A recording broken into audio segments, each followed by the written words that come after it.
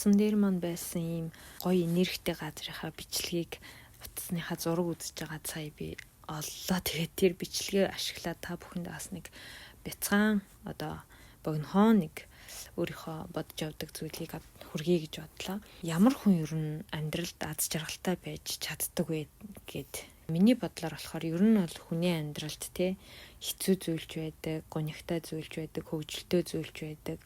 Энэ бүхэн маань одоо юуны тулд байдаг вэ гэхээр дараа хизээ нэг өдөр сайхан өдөр бий болохын тулд өнөөдөр биднэрт тохиолж байгаа тэр янз бүрийн зүйлүүд одоо бий болдгоо гэж би боддог байхгүй юу. Мэдээж хэцүү юм тохиолдоход ингээл сэтгэл санаа тавгүй ер нь хэцүү л дээ. Тэгтээ дараа энэ маань одоо өөр нэг сайн сайхан зүйл бий болохын тулд өнөөдөр надад хичээл болж байгаа хаа гэдэг ч юм уу нэг тийм одоо ойлголтоор ингээд юмыг авч үзэж чаддаг болох юм болоос их амьдралыг илүү хөнгөн жаргалтай байлгаж чаддаг юм шиг надад санагдаад байдгийн. Тэгээд ямар хүн ер нь тэгээд яг жаргалтай хөгжилтэй амьдраад чадаад байдгийн ингээд тэгэхээр онцгой хүн ч юм уу ингээд эсвэл баян цатглаа одоо юу гэдэг югаарч дутдгүй хүн ч юм уу нэг тийм мундаг зундагдаач биш.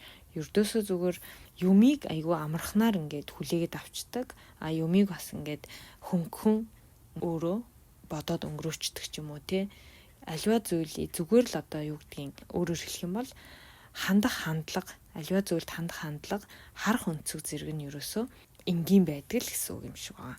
Би болохоор өмнө нь бас маш их ингэж юмыг хүн дээр тусгаж авдаг ч юм уу, ингээл хит их боддог ч юм уу ингээд тийм зүйлүүд байсан. Хүн яг тийм үед ямар байдгүй гэхээр маш их ингээд сэтгэл өвддөг, шаналдаг юм байл л дээ. Тийм болохоор орхих зүйлийг нь орхиод, хаях зүйлийг нь хаяад, болохгүй зүйлийг нь болохгүй байна гэд ингээд зүгээр хөнгөн хандаад ингээд аваад явчихаар илүү өөрт амар амьдрал илүү хөвчлөлтэй юм шиг санагддаг болсон аахгүй юу. Тийм болохоор өөрийнхөө ингээд бодлыг хуваалцъя гэж бодсон. Тэгээд хөнгөн ингээд амар жаргалтай амьдрахын тулд бол нэгдүгээрт миний нэг хийдэг зүйл болохоор хүчээр ингээд дургүй харилцааг өргөжлүүлэе гэж хичээхэ болсон.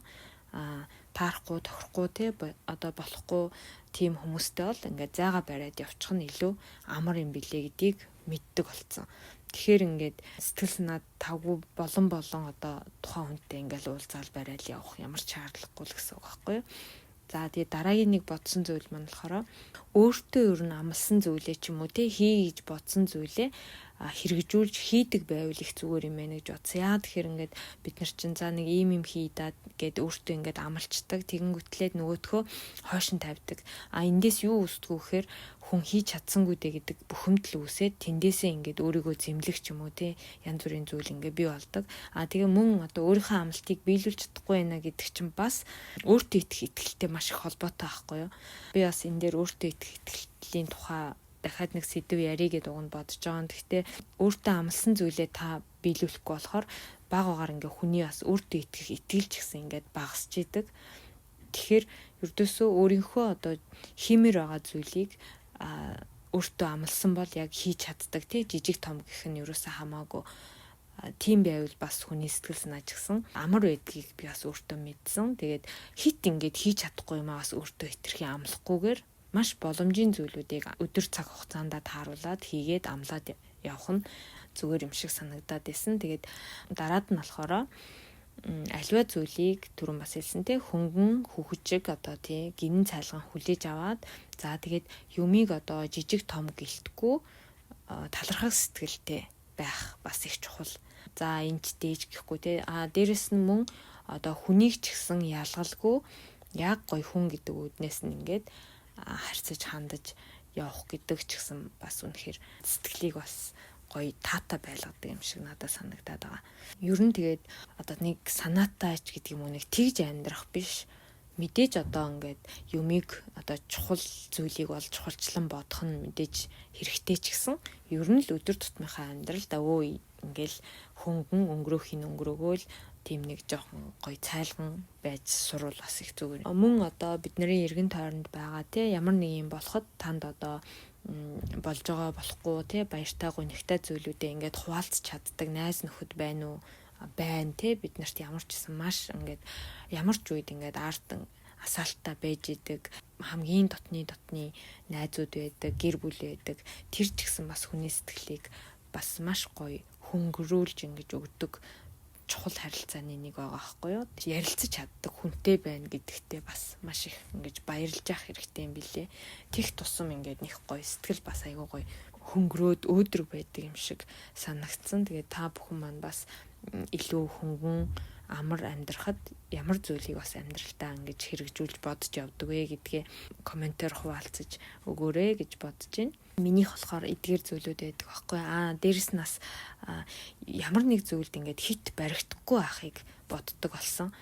Өмнө нь бол ингэх ёстой, тех ёстой гэдэг зүйл бас маш их байдаг байсан. Яг хэлэх юм бол би ч бас их дүрэн баримталж амьдардаг хүн байсан байхгүй. Тэгээд мэдээж одоо юу гэдгийг амьдрал дээр байгаа хэрэгтэй дүрм журмыг бол баримтлана шүү дээ, тий амьдралын одоо нийгэмд зүгээр өөрийнхөө амьдралд одоо юу гэдгийг бусдын үзэл бодол хүсэл зорилгыг ингэж хит оруулахгүйгээр өөрийнхөө одоо хиймээр зүйлийг хийгээд тэрнийхээ дагуу үйлдэлээ хийж чаддаг болох нь бас их өөрт гоё мэдрэмж төрүүлдэг юм билэ. Тэгээд тхийн тулд бас өөрийнхөө юу хиймээр ямар байгаагаа ингээд гоё мэддэг болчих юм бол амар санагдсан.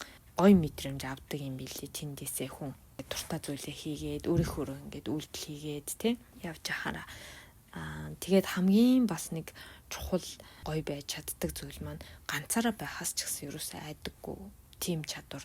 Яа тэгэхээр мэдээж ганцаардж үзсэн ингээд ганцаардж үзээд ганцаардлыг ингээд даван туулах ер нь бол хэцүү. Тэгээд тэрийг ингээд даван туулцсан тэр бүх зүйлийг ардаа орхисон болохоор ер нь ганцаараа байхаас айдаггүй болчдөг. Тэгээд тийм болохоор ямар ч зүйлийг одоо гоё хөгжилтөө ингэж байлгаж чаддаг гэсэн үг.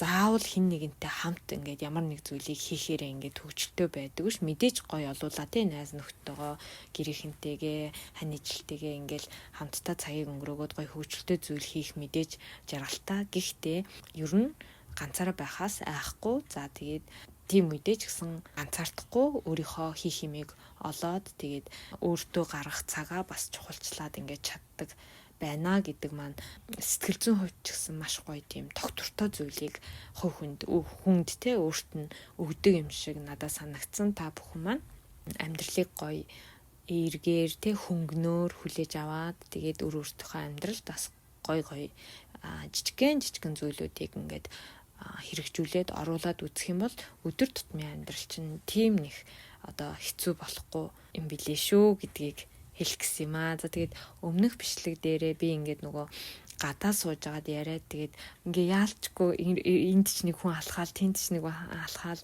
ингээд ахаар ингээд хүн хараад идэгюм билээ. Тэгээд нөгөө харж агаад эргээд юу ярьж байгаагаа мартаад бас дахин нэг юм ярьсан ч юм байсан. Тэгээд яалчгүй ингээд хийцэн бичлэг болохоор бас та бүхэндээ нэг юм ч гэсэн бас хэрэгтэй байх юм болов гэж бодоод оруулсан. Тэгээд дараагийнхаа бичлэгийг хийхдээ аль болох нуршихгүй ярихыг хичээнэ, анхаарнаа гэж хэлмээр байна. Тэгээд санал бодлоо илгээсэн, бичиж үлдээсэн хүмүүстээ баярлалаа. Миний одоо ярьж байгаа зүйлийг үнэхээр ингээд ойлгож сонсдог та бүхэндээ бас үнэхээр их баярлагдах шүү гэж хэлмээр байна. Одоо яг мэрэгжлийн бол сэтгэл зүйч хүн биш, зүгээр өөрийнхөө ингээд уншиж мэдсэн зүйлүүдээ өөр хүнд бас яг ийм мэдрэмж байдаг бол хэрэгтэй юм болов гэд ингээд бодсон зүйлээ яг тэр бодсон мэдрэмжээрээ тухайн үедээ ингээд шууд ярихыг хичээдэг. Тэгээд бас өнөөдрийн сэдв маань ч гэсэн би хэдэн жилийн өмнөх би хэдэн жилийн дараах би гэд яг нөгөө өөрийнхөө өмнөх зураг харж агаад бас юм бодсон. Тэгээд тэндээсээ улбалаад та бүхэндээ бас хүргэе гэж бодсон юм аа. Тэгээд хэрэгтэй зүйл байвал та бүхэн маань аваад хэрэггүй зүйл байвал өнгөрөөчөөрэй гэж хүсье. Тэгээд намайг дэмжиж сонсдог та бүхэндээ талархаж баярлж явдаг шүү гэж хэлмээр байна. Дараагийнхаа бичлэгээр дахин уулзцгаая.